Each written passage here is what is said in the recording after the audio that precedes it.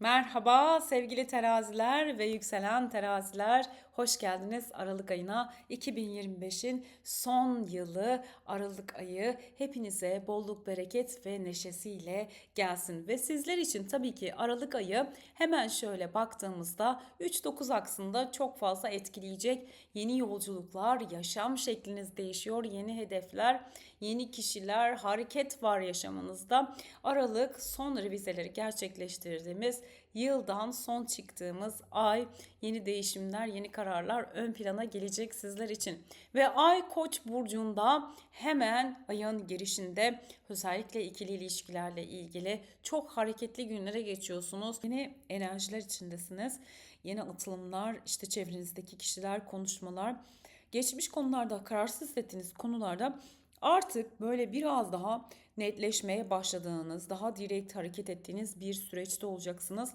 Ve Mars tabii ki 3. evinizde görüyoruz. Burada ayın başında yenilikçi düşünceler hızlanırken gün içerisinde özellikle kazalar, sakarlıklar, bunlara dikkat etmelisiniz. Özellikle trafiğe lütfen çok dikkat sevgili teraziler. Burada biraz gergin, işte hızlı enerjiler, biraz böyle sert ifadelere dönüşebileceğini gösteriyor. Siz sevgili teraziler tabii ki uyumun, zarafetin ve tabii ki diplomasinin insanlarısınız. Venüs'ün insanlarısınız. Burada tabii buradaki dönüşümleri idame ettirmek galiba biraz böyle sizi geriyor. O yüzden hani ayın başında bu yoğun iş, ev gündemleri arasında yolculuklara, sakarlıklara lütfen çok dikkat sevgili teraziler ve yükselen teraziler. Ve 2 Aralık'ta Venüs Yay burcuna geçecek. Sizin yönetici gezegeniniz çok güzel.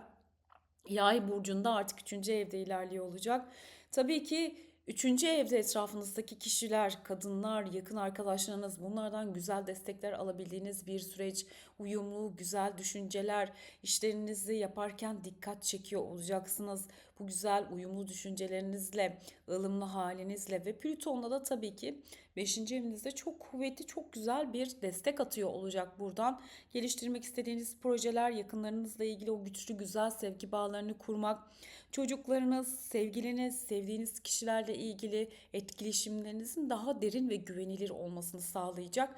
Burada kişilerle ilgili geliştirici ilişkiler, geliştirici iş bağlantıları, işte özellikle akademik iş konuları, bunlarla ilgili bütünsel konulara yaklaşımınız artıyor olacak. Girişimlerinizi köklü bir şekilde yapmanıza olanak sağlayan bir Venüs-Plüton geçişi yaşıyor olacaksınız sevgili teraziler. Oldukça verimli bir dönem. Ay başı özellikle. Zaten ayın başında büyük su üçgenlerimiz devam ediyor olacak. Sizin için kariyer, para ve günlük iş noktanızda güzel, akıcı, duygusal olarak daha verimli bir süreçte olacaksınız. Tabii ki oyun başındaki gerginlikleri de dikkat ederek, dengeleyerek ilerlemekte fayda var. Ve 5 Aralık ikizler dolunayı, değişen planlar, parlayan fikirler diyoruz. Siz sevgili teraziler ve yükselen teraziler için 13 derecede gerçekleşen bu ikizler dolunayı tam 9. evinize yerleşiyor. Evet, yabancılar, yurt dışı konuları, hedefleriniz, işte kariyer, eğitim, seminerler, bunları çok yükselten, buradaki gündemleri ortaya çıkartan bir ikizler dolunayı. Bazı fikirlerinizi tamamen yenileyebilirsiniz, revizeleyebilirsiniz. Özellikle burada herhangi bir eğitim, seminer düşünüyorsanız burada değişiklikler getirebileceğini gösteren bir ikizler dolunayı olacak.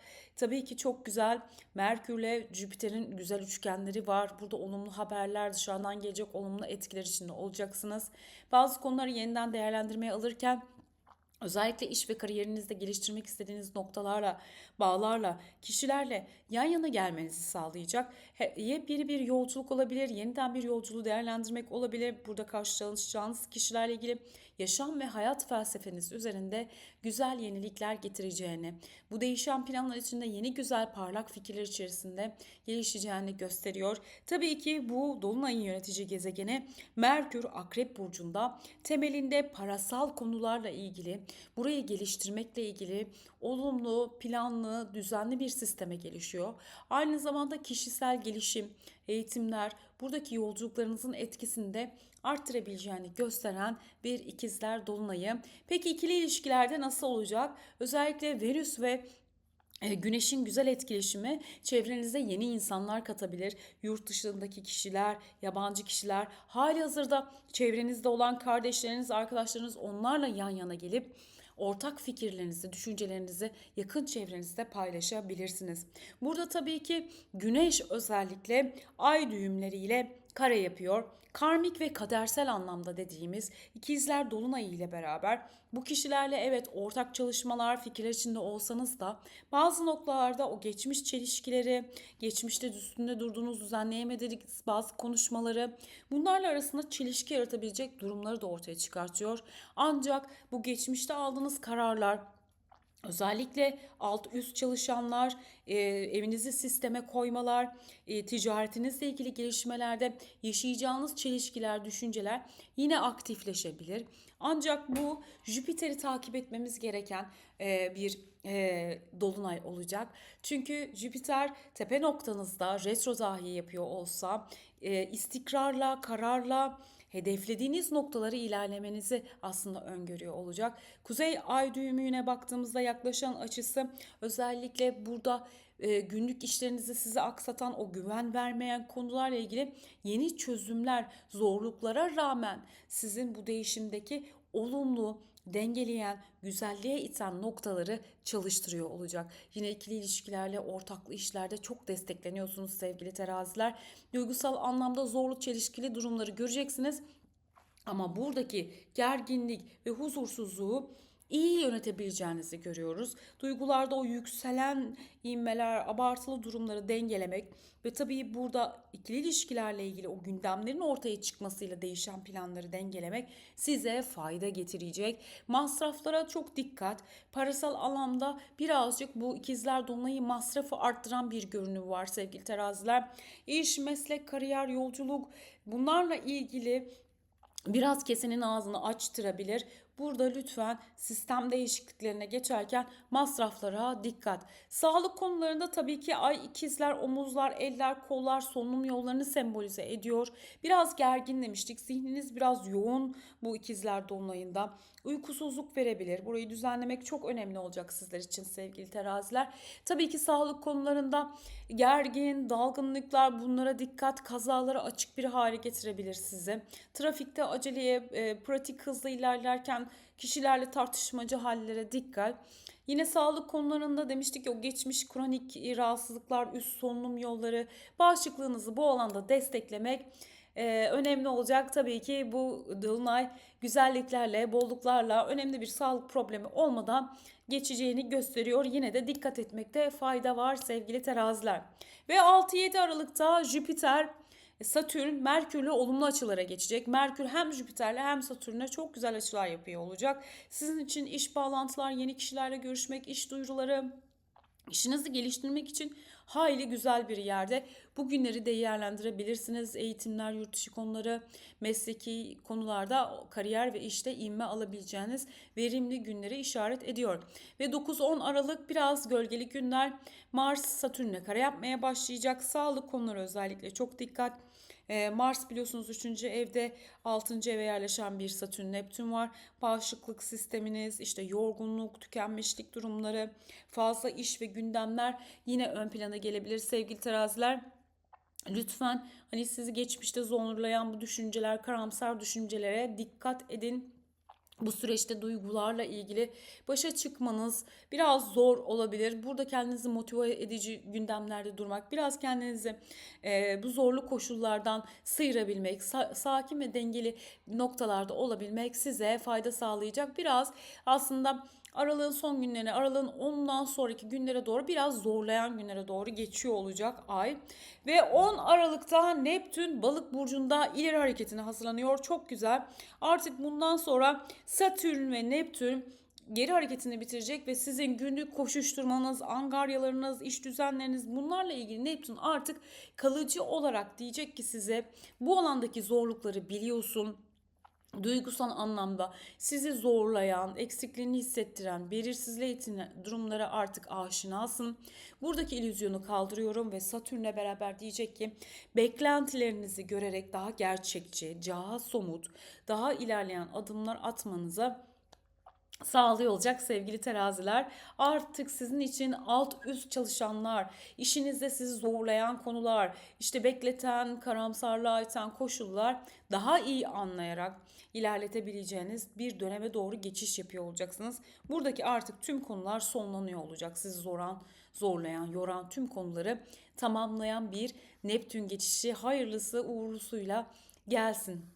Ve 12 Aralık'ta Merkür artık Yay burcuna geçiyor olacak ve 3. eve doğru ilerleyen Yay sterliumu tamamen artıyor olacak. Yani sizin için arkadaşlar, yakın çevreniz, konuşmalar, bunlar artık iyice hızlanmaya başlıyor.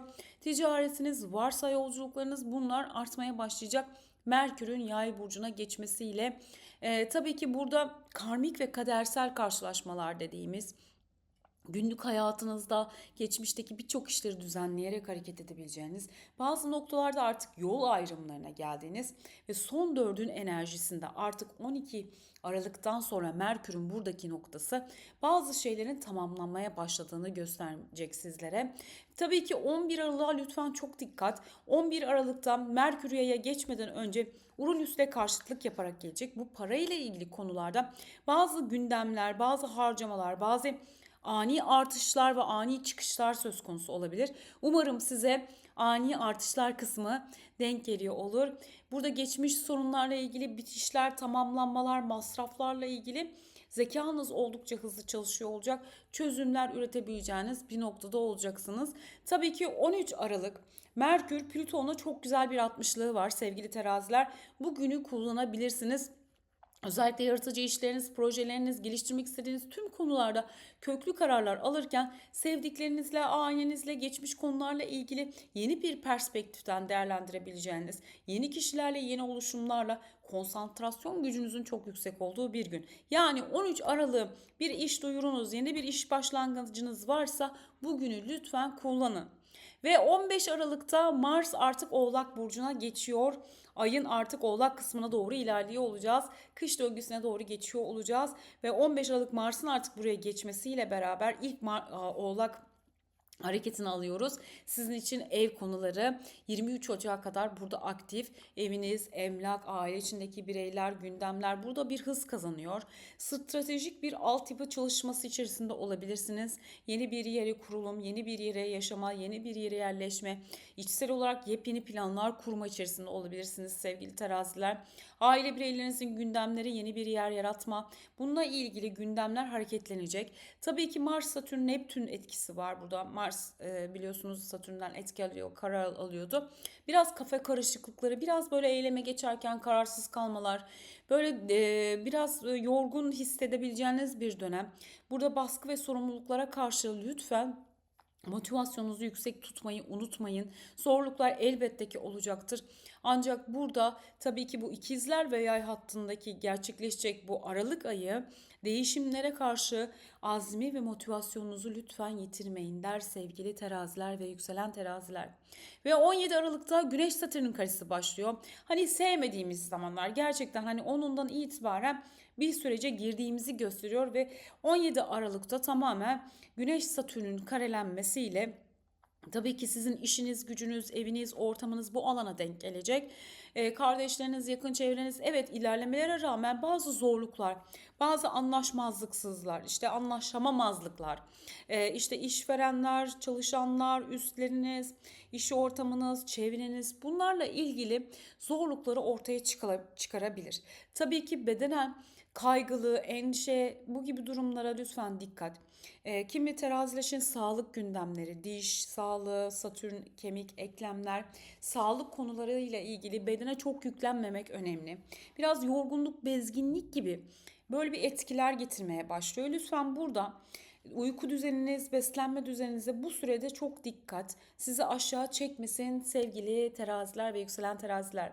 Ve 20 Aralık yay yeni ayı 28 derecede gerçekleşiyor. Kararlılıkla kara günlerin üstesinden gelme yeni ayı. Siz sevgili teraziler ve yükselen teraziler için tam 3. evinizde gerçekleşecek. Çok güzel etkileşiminiz artıyor, projeler artıyor, yeni fikirler, yeni düşünceler, Yeni felsefeler, ilham kaynağınız çok yüksek olacak.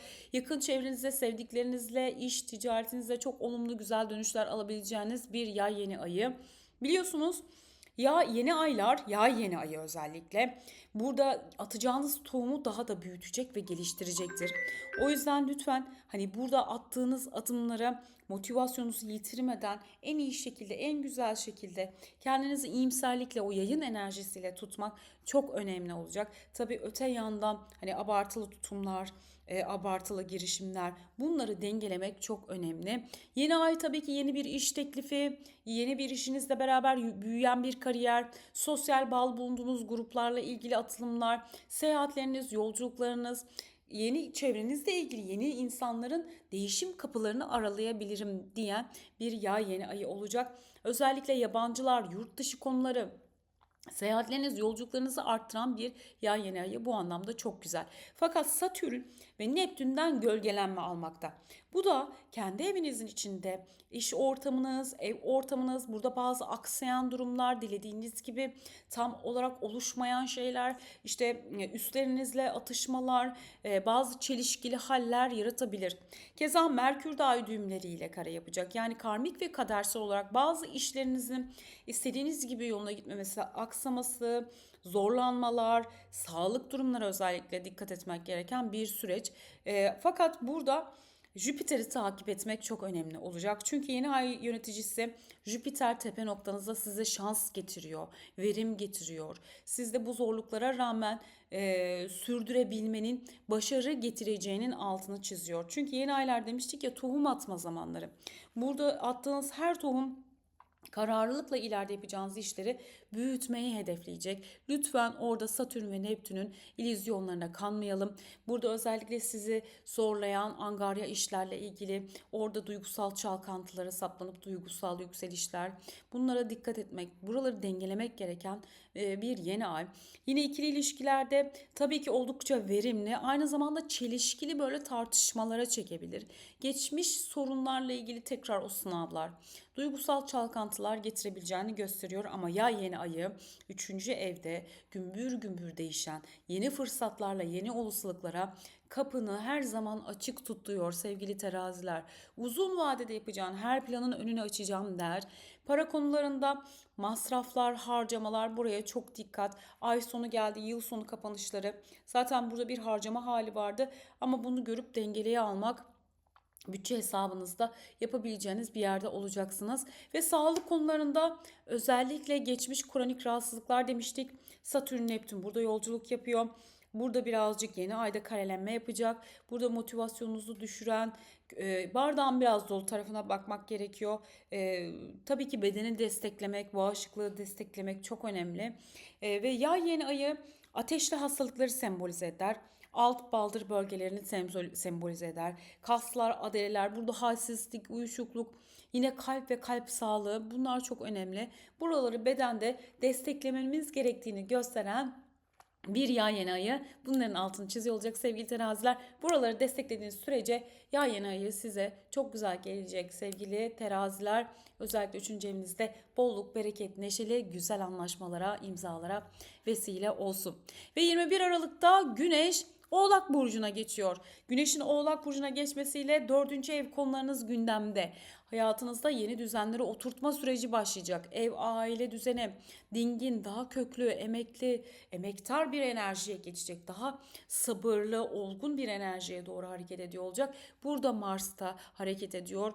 Emlak konunuz, ev konunuz, krediler, bunlarla ilgili bazı gündemler ortaya çıkabilir. Ev ortamınızı güzelleştirmek anlamında çok olumlu. Tabii ki bugünlerde demiştik Satürn'e karelenmeler içinde olacak. Gerginliğe lütfen çok dikkat sevgili teraziler. Bulunduğunuz ortamda belki tadilat, yenilenme, bir şeyleri daha köklü hale getirme çabası içerisine girdiğinizi görüyoruz. Ev, aile bireyleri, eviniz, toprak konuları, mal mülk konuları ile ilgili etkiler söz konusu. Ve 24 Aralık yönetici gezegeniniz Venüs de Oğlak Burcu'na geçiyor. Venüs Oğlak Burcu'nda kalıcı değerler, emektar bir sevgi, ortak müşterekte o fedakarlık, çalışma duyguları, bunları ön plana getirecek. Aile içinde sorumluluklar, bu sorumlulukları iyi bir şekilde yerine getirmek, yakınlarınız, onlara böyle daha yakın ilişkiler içinde olacağınız bir süre. Burada tabii ki büyükleriniz, yaşça büyük kişiler, onların gündemleri, sağlık konuları, etrafınızdaki kişilerle yardımlaşma, sevgi, yardımcı olma enerjiniz çok yüksek olacak sevgili teraziler. Yakınlarınız, sizden yaşça büyük kişilerin sorumlulukları, bunların yükümlülükleri, ev içindeki bir takım yükümlülüklerle ilgilenme dönemi açılabilir. Burada açılabilir derken bir konular gündeme gelebilir ve tabii ki parasal konularda daha kalıcı, daha düzenleyici noktalara doğru ilerliyorsunuz. Hem kendinize özdeğer katan, hem kendinizi geliştiren bu süreye tabii ki vakit ayıracağınız bir dönemi sembolize ediyor. Ve 30 Aralık'ta Mars ay düğümleriyle olumlu hareket edecek. Burada demiştik ya, ev konuları daha kalıcı hale getirme, özdeğer, burada güven inşa etme, uzun vadede yapacağınız planları kalıcı hale getirecek karmik ve kadersel karşılaşmalar dediğimiz noktalarda olacaksınız. Örneğin bir şeye kafa koymuşsunuzdur, bunu yapacağınızı düşünüyorsunuzdur. Uzun vadede bu planları gerçekleştirirken yapacağınız işlerle karşılaşmalar, geçmişte birçok kişiyle konuştuğunuz konularla ilgili düzenlemeler, bunların tamamını artık yavaş yavaş hareketlenip düzene girdiği bir sistemde olacaksınız. İstikrarla güzel bir döneme doğru ilerliyorsunuz sevgili teraziler. Ve Yılbaşı 30 Aralık 31 Aralık, burada Merkür biraz bize bir azizlik yapacak. Satürn'e kare yapmaya başlıyor. Adeta diyor ki evet, planlar yapıyorsun, yeni gelişmeler, yeni haberler oluşacak ama birazcık beklemeye alacağız. Birazcık sanki böyle aksıyor. Biraz sanki böyle o görüşmeler, evraklar biraz sürece yayılacak. Ocak ayını beklemekte fayda var sevgili teraziler. Yılmadan azimle yapmak istediğimiz kararlara istikrarlı, odaklı şekilde ilerliyor olacağız. Yıl sonunda özellikle karamsar düşüncelere itmesine izin vermeyin. Bu Merkür Satürn karelenmesi. Evet, haberler gecikebilir. Hani derler ya, geç olsun güç olmasın. Hayırlısıyla, bolluğuyla, bereketiyle gelsin. Sevgili teraziler, sizler için bir yıl olumlaması yaptım 2026. Dilerseniz bunu sonradan dinleyip tekrar edebilir veya olumlama yapabilirsiniz. Sizler için yıl sonu olumlaması. Evet, hayatımda yeni yolculuklara çıkıyorum ve değişimi zarafetle karşılıyorum. Her şey kendi zamanında, kendi vaktinde açığa çıkıyor. Sabırla onları görüp sevgiyle ilerliyorum. İletişimimde net, düşüncelerimde berrak, adımlarımda kararlıyım. Geçmişin kararsızlıklarını arkada bırakıyorum ve seçimlerimde sorumluluğunu üstüme alıp huzurla ilerliyorum. Her fikir, her başlangıç beni daha bilge, daha güçlü ve özgür kılıyor. Hayatımda denge, sevgi ve uyum kökleniyor. Ben teraziyim. Güzelliği, uyumu ve bilge seçimlerimle yaşama zarafetle yön veriyorum. Evet, bu güzel olumlama size 2026 yılına şans getirsin, güzellik getirsin. Beni izlediğiniz için çok çok teşekkürler. Sevgi ve selamlarımla.